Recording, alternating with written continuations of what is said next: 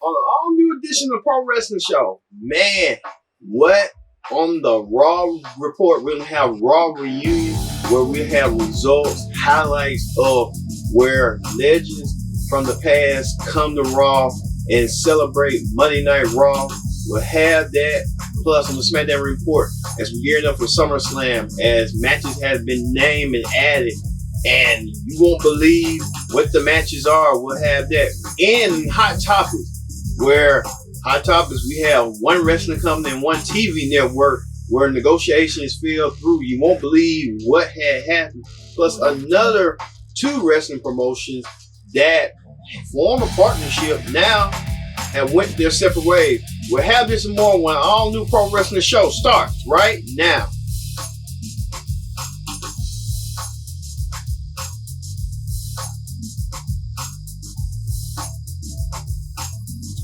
Welcome again to the Pro Wrestling Show. I'm your host, always, Kendrick here. Glad you can join us here on Connect TV. Use the hashtag Pro Wrestling here on Connect. Let's get to it with, you know what? Not Hot Topic, the Raw Ring Report. But first things first, subscribe. Call a friend, tell a friend, subscribe. We appreciate you on the Pro Wrestling Show for joining us here. Just hit that subscribe button. You'll get weekly content of the Pro Wrestling Show. Let's get to it. With the Raw Ring Report. On the Raw Ring Report this week was Raw Reunion, where the legends from the past and yesteryears, from the Golden Era, the Attitude Era, the Ruthless Aggression Era, and the meet superstars from the present, all converged into one in that historic night on Monday Night Raw.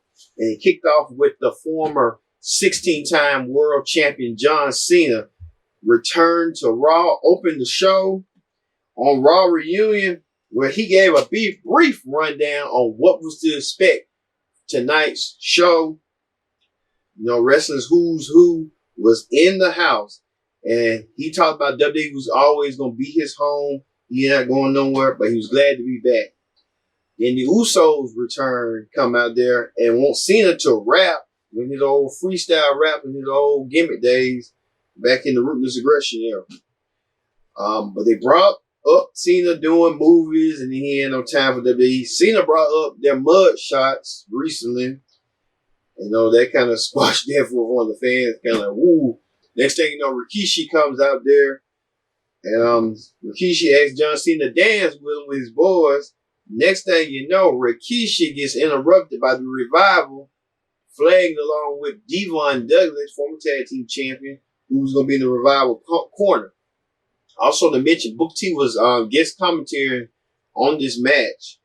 Well, at the end, the Revival lose to the Usos, give them momentum for SummerSlam. So you're going to see down the road, they're going to announce it that the Revival will defend their championships against the Usos at SummerSlam to be the 8-time tag team champions. We'll see on that. Also, Drew McIntyre put Cedric Alexander out of his misery after Cedric Alexander had been winning matches over Drew McIntyre for the past week over that fluke victory, and now Drew made up for it. But Drew made it devastating when he put him in the Alabama Slam through the apron, causing Cedric to may have a little concussion and stuff. So this feud between Drew and Cedric has only just got started. Also, Roman Reigns defends his family honor after Samoa Joe berates them and him. And Samoa Joe, he cut a good promo. Samoa Joe's real. He's authentic. He's just Samoa Joe. But good matchup between Joe and Reigns after Reigns defeated him in an impromptu match. And Roman Reigns still standing tall, so Roman Reigns trying to fight for his family honor. Also, The Miz welcomes number one contender for the Universal Championship, Seth Rollins, to Miz TV, where Rollins addressed his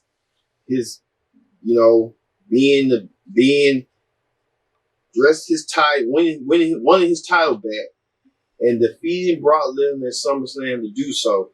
But Paul Heyman comes down there and tells Seth Rollins stop mocking him and doing this, and Paul Heyman comes to the ring, comes not to the ring, but to the stage, and Seth Rollins was not fearful. Seth Rollins told him he's going to defeat Brock Lesnar at SummerSlam by all means. So you see that historic match, this WrestleMania rematch between Seth Rollins and Brock Lesnar at SummerSlam. Also, the United States champion AJ Styles squared off against Rollins, and it was a good solid matchup at the end where Styles and the club now renamed themselves, calling themselves the Only Club, the OGs, the OCs. I think they just said call themselves the club. That's just me, but it is what it is. They need marketing. With Anderson Gallows at ringside, Seth didn't have to wait for backup as D-Generation X, Shawn Michaels, and Triple H came to the rescue and helped even things out. But at the end, AJ Styles and Seth Rollins ended with no contest with everybody from the New Age Outlaws to the NWO, the Outsiders, came out there to have Seth back. And Road Dogg was saying that he ain't got a chance. They got out of the ring real quick in the hurry when they saw the Outsiders and Razor and X-Pac and the New Age Outlaws, except Billy Gunn. So, Billy Gunn is another organization. But it helped even things out a little bit. So, hey, legend standing tall with self saying, hey, if you ain't down with that, we got 2 words for you. Suck it. So, it's a nostalgia moment. And a lot of people was wondering why didn't some of those legends didn't put over the club, but it was kind of like a standstill. The problem legends had their creative control. Like, we ain't gonna go over, and we ain't gonna let you allow it to happen. You know how that go. So they had to figure out a compromising way. Say, hey, we gotta make everyone look strong. And what was. Speaking of reminiscing, Mick Foley, the hardcore legend, appeared on Raw for the reunion. And he wanted to speak in the ring about winning. His Raw moment was winning his first WWE title in 1999. But all of a sudden the lights went out and Bray Wyatt appeared and attacked the hardcore legend, leaving the hardcore legend laying with his own former finishing maneuver, the Mandible Claw, that he used to terrorize back in the day. And now Bray Wyatt using it as an ornament and passing the torch. You got to think Bray Wyatt was the only one that was working. Mick Foley it was the most effective segment of the night where Mick Foley passed the torch to Bray, and Bray was kind of like, thankful Bray went with it. Speaking of that, we'll have Bray Wyatt a little bit later on the SmackDown report what he's transpiring next. All right, Alexa Bliss welcomes WWE Raw Women's Champion Becky Lynch, and Natalya started bring herself up out of nowhere, showed up, and Natalya said she knows what this is all about. They want to talk bad about bad, so let's do it now. And they fought, and Raw escalated, and the 2 women selling their differences. They're going to settle at SummerSlam in their title match. So we'll see how intriguing that's going to be at SummerSlam. Speaking of that, was a night of 24/7 champions. The night started with R-Truth. R-Truth was 24/7 champion. He lost to Drake Maverick with Drake Maverick's wife distracting him. Drake Maverick's wife was saying that Drake's going to win the championship. Drake did. The next thing that Drake was running around and trying to get to his wife so they can consummate the marriage. And next thing you know, Drake gets meet the boogeyman. The boogeyman scares Drake and terrifies him. Drake falls down till WWE legend and first WWE Intercontinental Champion Pat Patterson pinned Drake Maverick to become the new 24/7 champion and thus make him the oldest 24/7 champion in history. Then Pat Patterson lost it to Jared Briscoe. Jared Briscoe was cheering for him for about a minute. Next thing you know, he gets greeted and meet by Kelly Kelly. Kelly Kelly knee shots him. She pins him 1, 2, 3. She's the 24/7 champion and becomes the first woman to become the 24/7 champion. And it was ladies' night indeed as Kelly Kelly continued on as she was embraced by Candice Michelle, Melina, Naomi. Next thing you know, Candice Michelle attacks Kelly as Melina was the special guest referee, and Candice Michelle becomes the second woman to win the 24/7 championship, but she doesn't have much longer. She does a GoDaddy dance. Next thing you know, Alundra Blaze Medusa comes out of nowhere, chokes Candice out with Melina's special guest referee, and they said make it official, and Medusa wins the 24/7 championship, and she said she won't be having for long. Then you move over Medusa. They trying to reprise her role she did in WCW back in the day on Nitro in 1995, where Medusa was throwing the WWE Women's Championship in the trash can, which that was kind of tardy, but tacky. She wanted to do the same for the 24/7 championship until the $1 Million Man Ted DiBiase came out there and offered to buy the championship from Medusa. Medusa gave him the championship like she used to do Andre the Giant. Now, Ted DiBiase has a history of purchasing championships, as he did back in 1988 when he purchased the WWE Championship from Andre the Giant from defeating Hulk Hogan in the main event special. So it was kind of like nostalgia with the Nitro throwing the championship belt, and with DiBiase paying people for championships. That didn't last long for DiBiase, as DiBiase went in his limo and got pinned by Drake Maverick.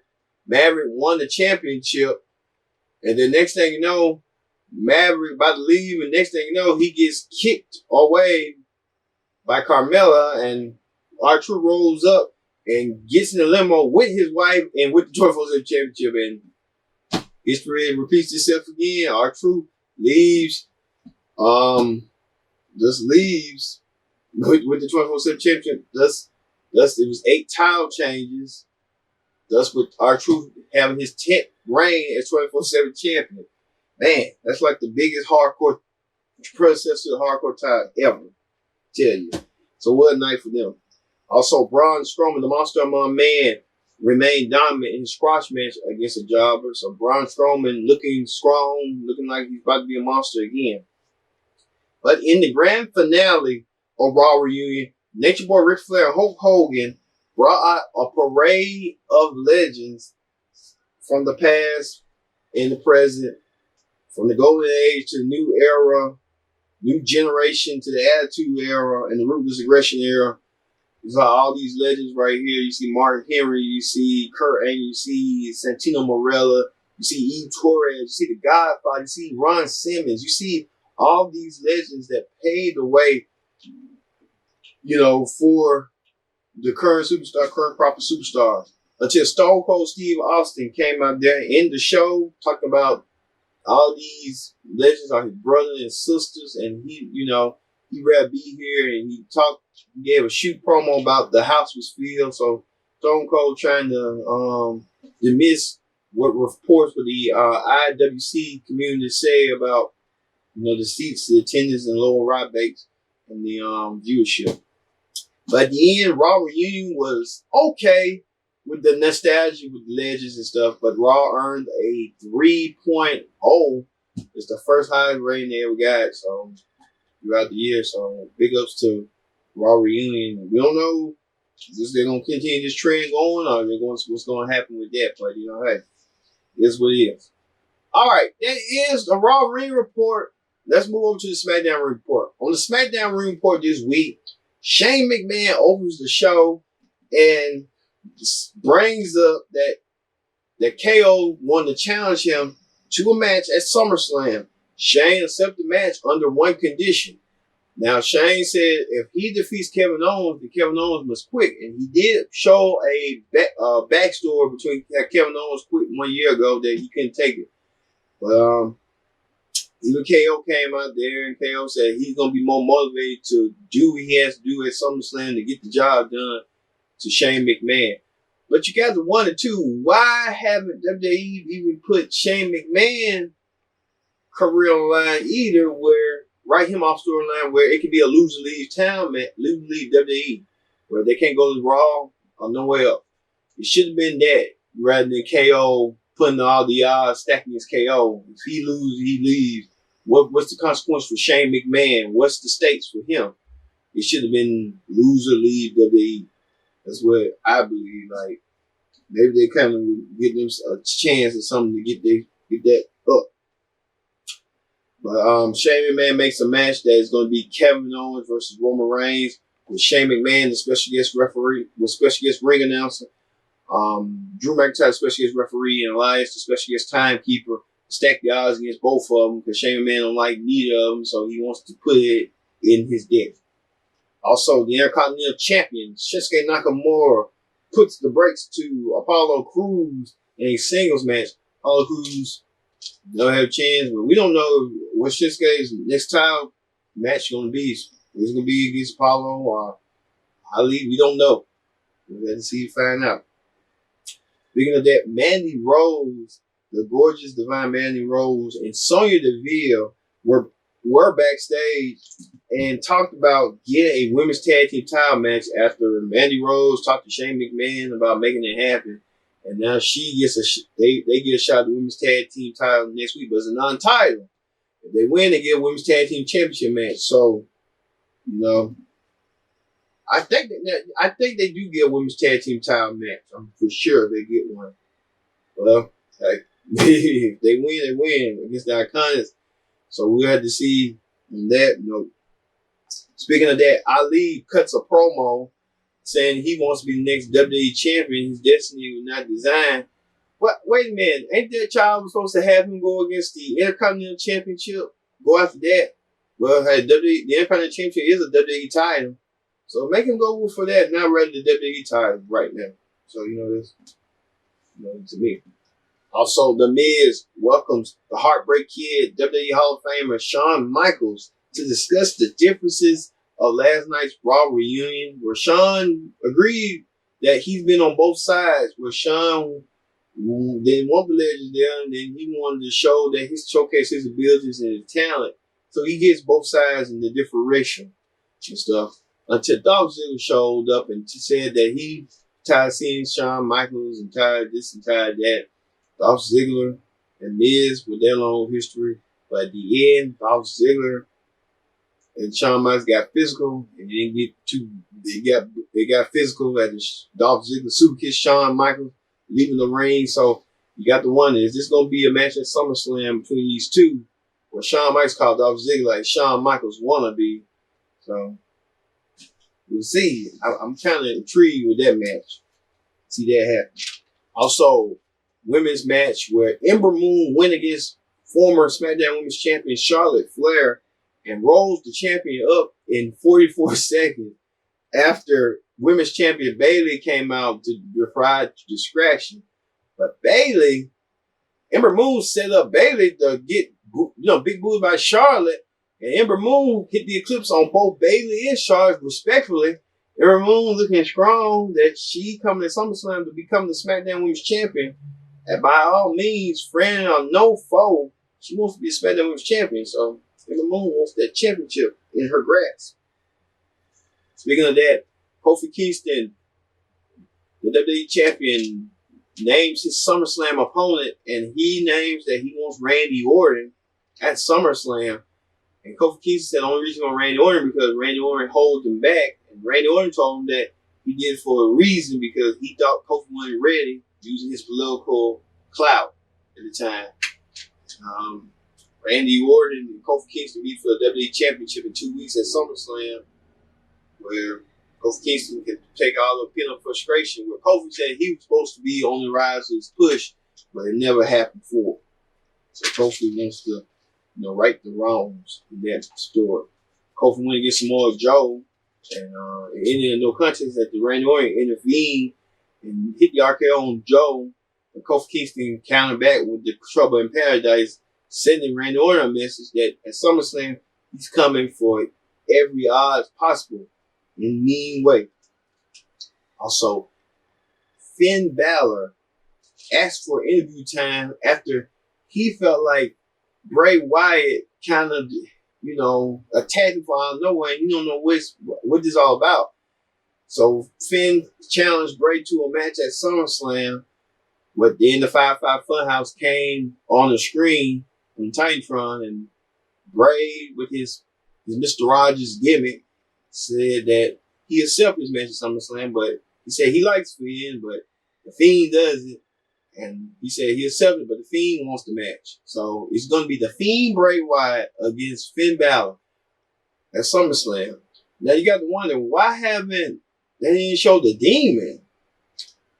No one said the Demon. What the Demon at? Why it can't be the Fiend versus the Demon? Lord. They're just trying to, it's like they just going with plans that are already in place. So, you know how that go. That could have been the matchup right there. The Fiend versus the Demon at SummerSlam. That's the match right there I want to see. You know, hey, you can't get what you want. You got to get what you can ask for. But I'd rather see that match. Because you already know who's going to win, the Fiend. Also, Charlotte Flair requested interview time that she's been left out of SummerSlam and she wants to be a part of SummerSlam by any means, but she's going to make sure she be a part of SummerSlam. But we here at the Pro Wrestling Show can officially report, allegedly, that Trish Stratus is in talks with WWE to wrestle Charlotte Flair at SummerSlam. And I think since Trish lives in Toronto, Charlotte getting an open chance at SummerSlam, this is perfect. The former 7-time women's champion and Charlotte, a former 8-time women's champion. Let them do battle one-on-one at SummerSlam to prove who's the best female wrestler of all time. Also, Kevin Owens versus Roman Reigns was the main event at SmackDown, where the stack was decked against him. Shane McMahon served as a special guest ring announcer, Drew McIntyre special guest referee, and Elias the special guest timekeeper. Things just didn't add up as Kevin Owens and Roman Reigns saw through it and attacked all three men. As all three men brawled with Reigns and KO. But at the end, Kevin Owens was stunned on Shane, leaving the show happy that Kevin Owens vows that he's going to put Shane McMahon out his misery. They should have just said vow to put him out WWE and lose leagues. That should have been like lose WWE rather than the reverse. You know how that goes. All right, that is the SmackDown Ring Report. When we return, we'll have Hot Topics as a female WWE Hall of Famer and a female WWE superstar took to Twitter to talk about stuff that we didn't even see coming at Raw Reunion behind the scenes, plus television network and a wrestling promotion were supposed to negotiate to come together, but plans fell through. And 2 wrestling companies part ways on their own. You won't believe what. Stay tuned for All New Pro Wrestling Show after this.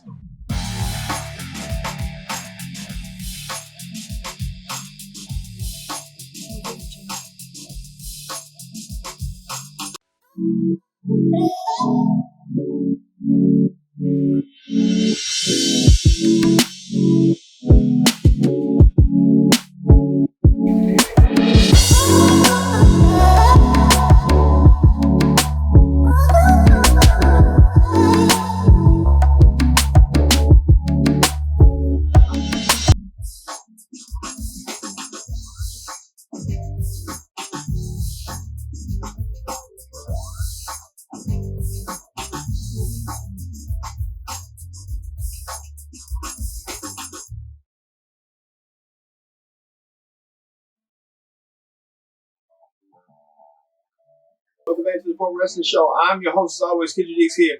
Glad you're here. Join in the conversation using the hashtag Pro Wrestling. And don't forget to subscribe. Subscribe. Tell a friend, call a friend. No, tell a friend. Subscribe. We appreciate you subscribing here on Pro Wrestling Show. We want to continue to provide you good wrestling content at the maximum. And we do that here at the Pro Wrestling Show. But all right, first things first. Let's get to Hot Topics. All right, on Hot Topics this week, man, oh man, don't tell me. So the NWA ends its partnership with Ring of Honor. Wow, the NWA and Ring of Honor did this partnership together where they promoted several wrestlers such as the world champion Nick Aldis, James Storm. They just showed Eli Drake. Newly acquired Eli Drake appeared on Ring of Honor. now the partnership ended. Now they're saying that they did the Crockett's Cup together, and there was a big joint promotion show. But now the NWA wants to end the partnership with Ring of Honor. They said it was the split was amicably, but you know, hey, Ring of Honor can focus on being Ring of Honor, and the NWA can focus on being on the NWA, which I don't see what the NWA gonna do. They only have their YouTube channel to focus on, but hey, here's what it is. We'll see. I don't know if they're gonna try to get a national TV deal or what, because it's kind of anything's possible. But you know, only national TV who getting TV deals is WWE with the USA and Fox. You know, now AEW with TNT, and Ring of Honor had their own syndicated with Sinclair, broadcasting them to different stations and stuff. But you know, hey, it's interesting. They got YouTube. I can say that. Do a weekly show on YouTube. All right. All right. Speaking of that, Impact renews its TV content with Twitch and expands weekly content on Twitch production. Some say it was saying stay face because Impact wanted to join with Axis, and we talked about before the last couple weeks ago. They wanted to just say they were going to be on X TV after Slammiversary, but things just didn't work out.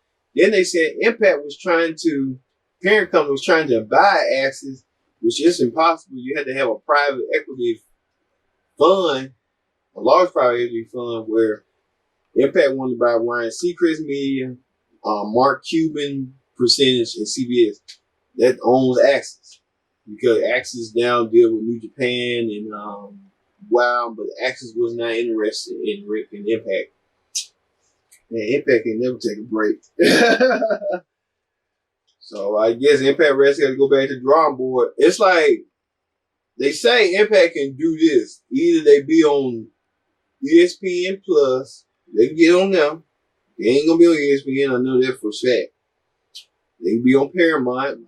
They used to be on there, but I don't know how that turned down or something. Or WGN. Or they willing to pay. But yeah.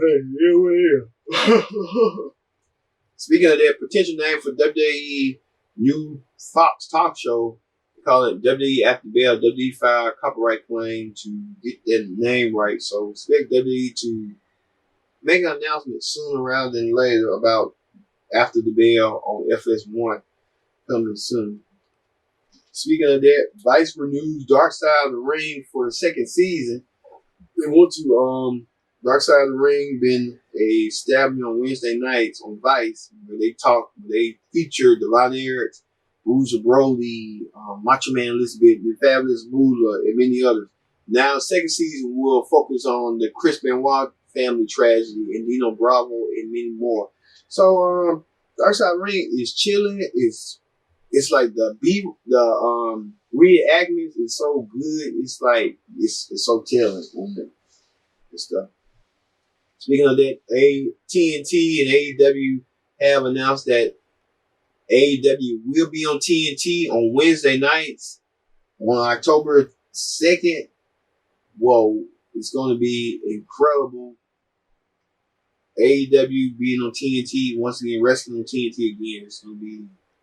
Oh, we're going to see how they're going to go for their reaching the product. That's going to be amazing. All right. Speaking of that, WWE Hall of Famer Alundra Blayze, who appeared on Raw Reunion, and WWE superstar Lacey Evans got involved in a backstage Twitter feud, and it got nasty. As you see right here, wow. I did not know these two were going to at each other's throats like that. Wow, they're just like, but you can put this like, this should be the SummerSlam match right here, right there. Lacey versus Alundra. 1-on-1. Let them feud. It all started with Alundra said that Lacey could fail in the military. It was just so much where Lacey was talking about why, she's thinking that, it's like they taking away from us the current superstars, the legends, and it just went from there. Wow. And finally, I want to thank you all for watching this edition of the Pro Wrestling Show this week. I so much appreciate you all for watching. Don't forget to subscribe. Hit, hit the bell, hit the notification bell. Just subscribe, tell a friend, call a friend. And we'll be back next week for the Pro Wrestling Show. I've been Kid J saying so long. We'll see you next week here on the Pro Wrestling Show.